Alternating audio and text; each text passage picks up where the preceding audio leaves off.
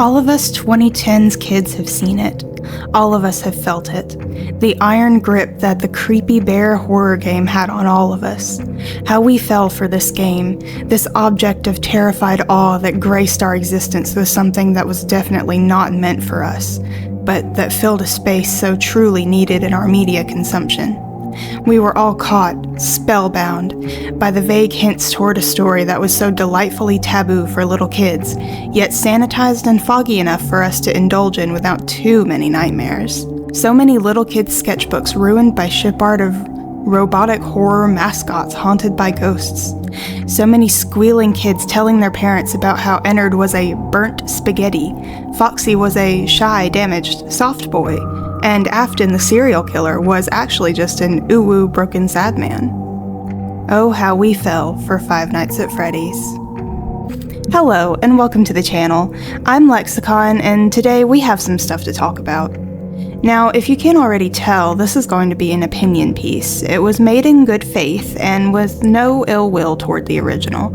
I love FNAF. It has a special place in my heart, and by and large, I have no problems with the design of the games or the concepts behind it. I think its sound and environmental design are truly the best of the best in its genre, and the idea of animatronic haunted monsters was genius. Scott's great, games are great, I'm just a silly person on the internet with some opinions. Got it? Cool. All that said, I'm not here to talk about any of what I mentioned. I'm here to talk about why the story doesn't really wow me as much as I think it easily could have. Okay, and one design, but we'll get to that. Let's get started on the tale of Five Nights at Freddy's.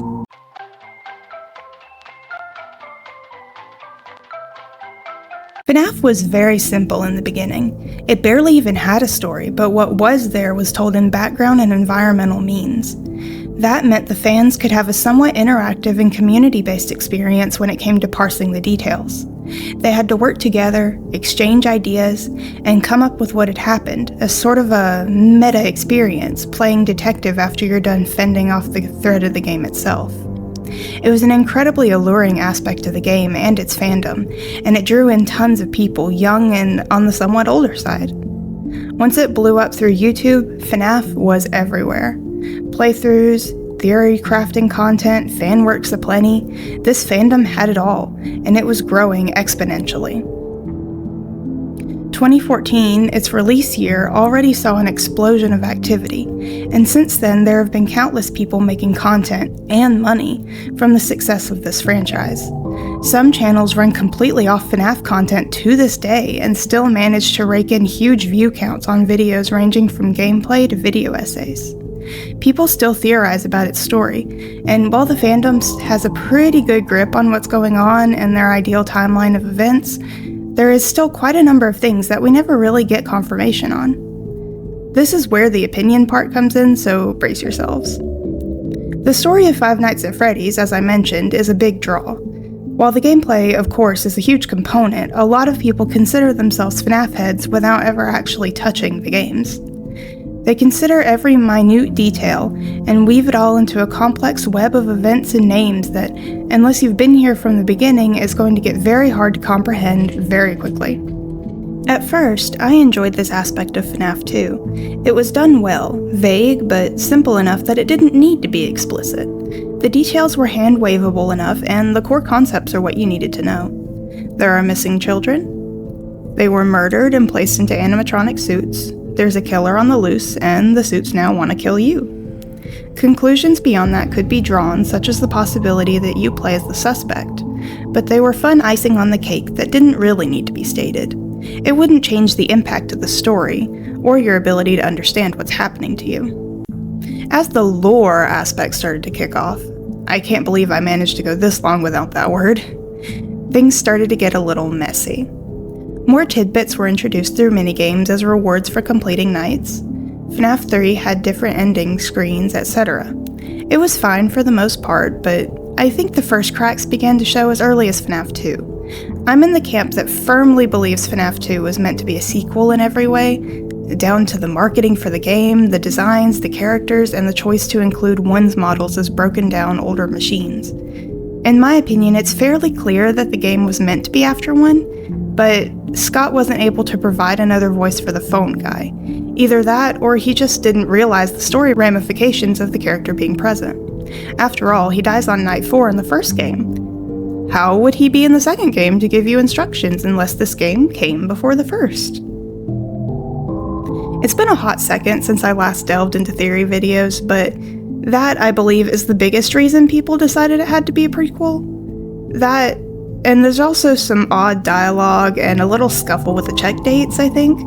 But even so, even if Scott did mean upon release for this to be a prequel, I just feel it was a bad decision to make story-wise. It's a lot of confusion and needless mix and matching of information, which was possibly never even meant to be looked at this hard. We do need to remember that the games weren't lore-heavy in the first few years. They started to build up the lore in response to the fanbase reception, and in that sense, I don't think this series was built upon a sturdy foundation meant for all the weight it was about to have to carry. Which leads me to my first point, and the reason I'm designing a little band of FNAF 2 animatronics here. As far as the story goes, this would be the first game I'd change if I had that sort of power. Which I don't, but we're all here to have fun, so let's get into that.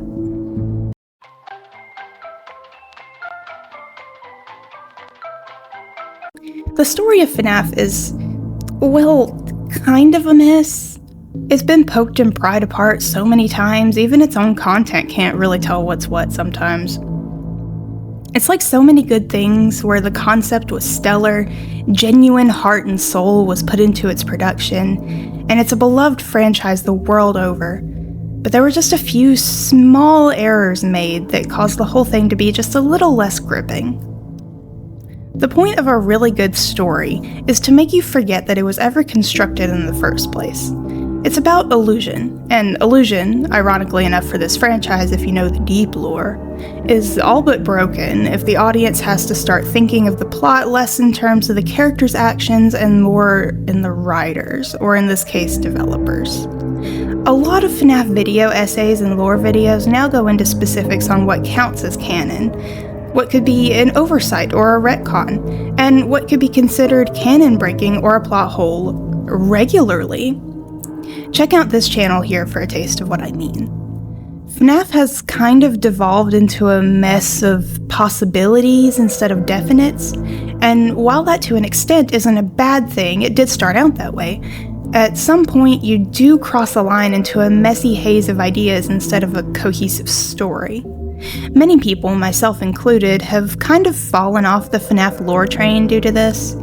There just isn't enough reason to keep following the lore of the franchise when it keeps resetting itself, changing its own past, and rethinking things that have already been established in previous titles. It's exhausting and gives very little payoff unless you just get joy from unraveling plot lines that make less and less logical sense as things go on.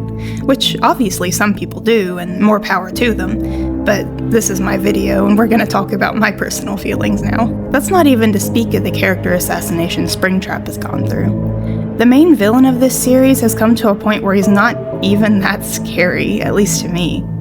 I think we've suffered a bit from overexposure, even though that's hard to imagine for a series so famous for leaving only cryptic hints as its storytelling method. So, what would I do personally to change this? Well, first let's get our timeline in order. FNAF 1 is, of course, the starting point. FNAF 2 is the sequel. The Bite of 87 happens before 1 already, so that wouldn't need to be altered. However, as mentioned before, the check in the second game dates it as 87. This I would want to change somewhere in the very early 2000s. Now, this might be quite a big change, but let me lay out my reasoning. If we're to assume the bite happened in 87, I don't think it would be reasonable to keep trying to open restaurants, at least not for a while. I get that this kind of serves to illustrate the bad handling and management of the Freddy Fazbear brand, but it would also help clear up the timeline much more if we boosted FNAF 2 to a full decade after the first. The 90s were like their cleanup period. Maybe they were mostly doing sized down things like frozen pizzas and merch, between recovering from the financial and reputational blow of the bite. Maybe you could do a reduced tech version of FNAF AR for this, going for the theme of animatronic rentals, or you could stick Sister Location in here as a similarly reduced tech version of itself to match the 90s and better line up with the story I have for William. I'll get back to that in a bit. Anyway, staying on track with the first 4 games. Once the 2000s come around, people have somewhat forgotten the stain on their reputation, and enough time has gone by that they can blame it on poor old-fashioned technology and past management. Maybe they've come to realize the characters from store displays and take-home food or party props. Now the 21st century is here, baby. We have new, cuddly-looking characters with safety features and the coolest in-fashion clothes your kids will want to see. The only problem is they've kept the old models in the back for use as scrap, and that means they're still haunting the place. The second game would go as normal, and at the end you get a newspaper clipping that the animatronics have been demolished in the night and a local man went missing. After this, the company decides to shut down once again and enter hibernation. The story would, of course, be revealed through small clues as usual, but I think this creates a much more streamlined version of events between the first 2 games that will be much more satisfying to see laid out once it's put together properly. There was the old diner where the bite happened, which would be the crying child or dear old William Afton's son. There's a reopening with the core cast, which closes due to mysterious bodies being found in old suits. And then there's the new one in FNAF 2, that closes due to all the models being dismantled and yet another death associated with the brand. This would create a clear and logical progression of events. William loses his son, William goes on a grief-ridden rampage to avenge him in some twisted way, William is killed via the spring-lock suit in the back room after the ghosts of his victims force him in. This would lead easily into the third game, which wouldn't need to be touched at all. It already tells you that the brand has fallen off and become a horror attraction, and you see William's body in Springtrap. I propose that this game happens in the 2010s. FNAF 4 would be fine as it is too, still telling the missing piece of the puzzle, what exactly the bite was and who the victim was. By 4, this is where you get that first fuzzy piece of the puzzle, and everything else falls into place. But back to Sister Location. While I do think the moving faceplates and everything are cool, I think it would most logically fit into the 90s. Hear me out.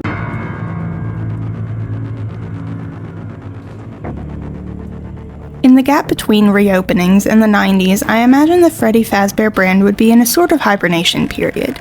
As I said before, they were recovering from the PR nightmare of the Bite of 87, and a sister location only somewhat connected to the original Fazbears would be a perfect way to scale back. Sister Location is set in a rental facility, not a pizzeria or any other kind of traditional business, so it would be the perfect way to make money off their animatronics and experiment with models and designs in the meantime. Sister Location is shown to be pretty technologically advanced though, and I'm not totally sure what decade it's supposed to take place in, but I don't think they could exist in the 90s. So why would I put it there? Well, lore-wise, it makes the most sense as far as the time frame goes. They would be symbolic of the recovery period, a reason for animatronics other than the FNAF cast to exist. The time period would be perfect for Elizabeth's death, and another catapult point for William's murders. It would make sense why they are scooped and rebuilt so often, as they're basically an experiment for the new models. The technology differences are really the only thing keeping me back, but I could easily hand-wave it and say these were indeed the work of a single super genius using his own technology. A bit contrived? Sure, but that might be the only reasonable way to work them in. This game is where the story truly starts to take off. It's the first entry to open with a cutscene, at least of that level. It's the first to feature voice lines other than the recorded tutorial voices. It's the first to have different gameplay for each section of the game. No longer are you confined to repetitive nights that simply scale in difficulty. Now you get to move about your environment and face a different challenge on each night. Most of the gameplay, I wouldn't really change. That's not where my problem lies, and I'm not a game designer anyway. I am, however, a writer, and the writing of Baby really rubs me the wrong way. I think in concept, her motivation and behaviors do make sense, but there are some gaps in her logic that don't really line up well.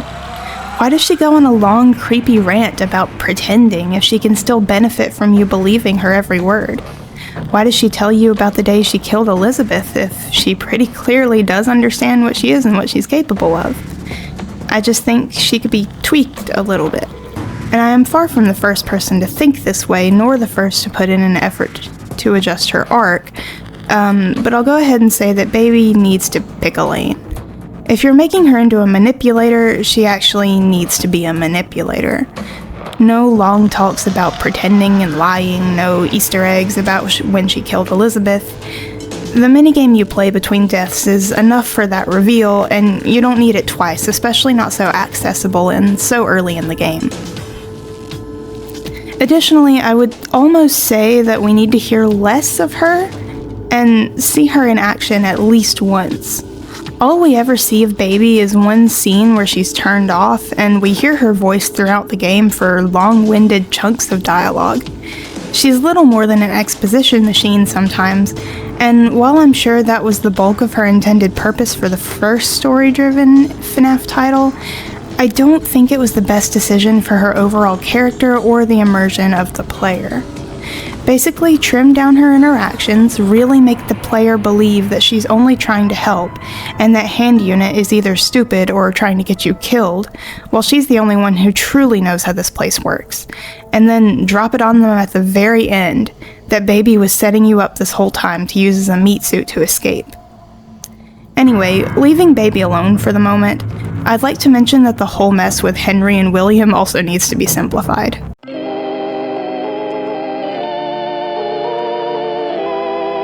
There is a lot I could say about these two, but what I want to really emphasize is that in my personal redo, Henry is the inventor and William is the businessman.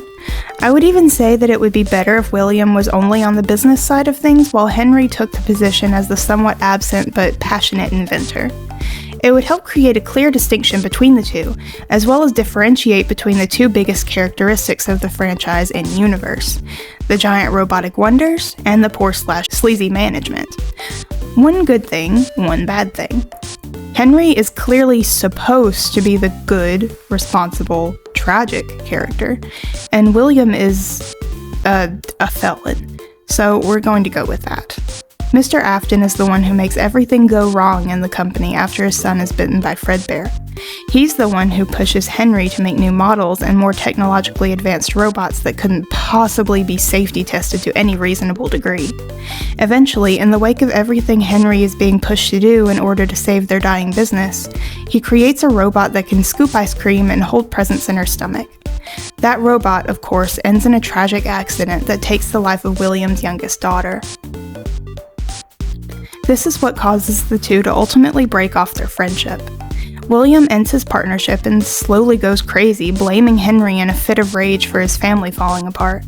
He snaps and takes the life of Henry's daughter in return, Charlie, the puppet, the one who ends up possessing the security robot built for the new reopened Freddy's. It's easy for Afton at this point after all. When his son was bitten in '87, it was only natural that he would get rid of the band of kids who shoved him into the bear's mouth in the first place, barring his other son, Michael. When Henry takes another child from him, it's all too easy to return to that old pattern and get rid of Charlie to get at Henry. This, in turn, leads to the puppet gaining sentience like we see in the cutscene for the security puppet in Pizzeria Sim, who in turn gives sentience to the haunted animatronics, who then hunt down William when he comes back to investigate the old suits, or perhaps scrap them to make the new models, and turn him into Springtrap.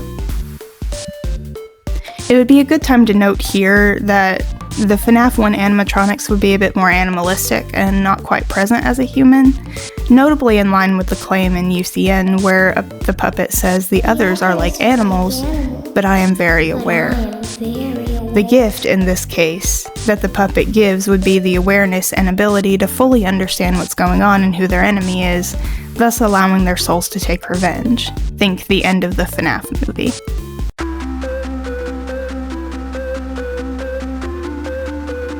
Beyond this point is a lot more content that I'm not quite ready to touch. But I think that's quite the ambitious goal for this video and quite the courageous claim to make. I want to reiterate that this was just for fun and just my personal thoughts on a franchise I really do love. I grew up with these games, I watched them come out after I got home from school, and I really treasure the community that's been built around it, even if this is one of my first times actually dipping my toes into creating for it myself.